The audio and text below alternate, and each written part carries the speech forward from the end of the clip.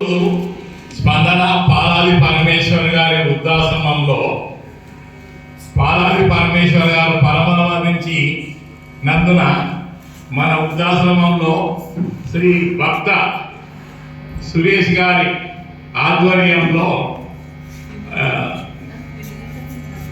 గరుడ పురాణము మరియు మరియు శివ పురాణము మరియు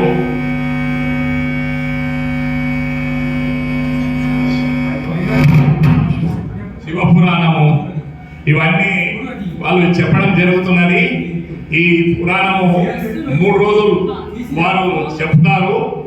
అయితే ఈ యొక్క పరమేశ్వరు గురించి చెప్పాలంటే అసలు ఆయన ఈ భూమిలో ఈ భూమండలంలో పుట్టిన ఒక గొప్ప దేవుడు లాంటివాడు. ఈ యొక్క వృద్ధుల కోసము 500 గజాల స్థలాన్ని అతడు ఈ దానం చేసి ఆయన స్వర్గానికి పోయిండు.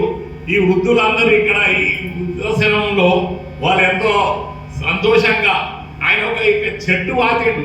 ఆ చెట్టు ఇప్పుడు పెద్ద వటవృక్షం అయిపోయి ఇంతమంది వృద్ధులకు వాళ్ళ యొక్క జీవితాలను సరిదిద్దుతుంది. అయితే ఈయన స్వర్గంలో పోయి స్వర్గానికి పోతాడు.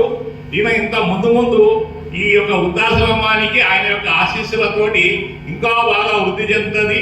అయితే రేపటి నుంచి మన స్పందన పాలాది ట్రస్ట్ మెంబర్లు మరియు ఇతరులు కూడా అందరూ ఎక్కువ సంఖ్యలో హాజరు కావాలని కోరుచున్నాను. ఇంతతో ముగిస్తున్నాను.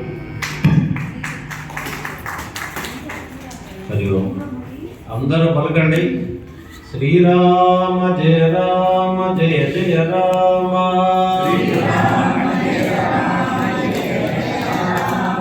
శ్రీరామ జయ రామ జయ జయ రామ,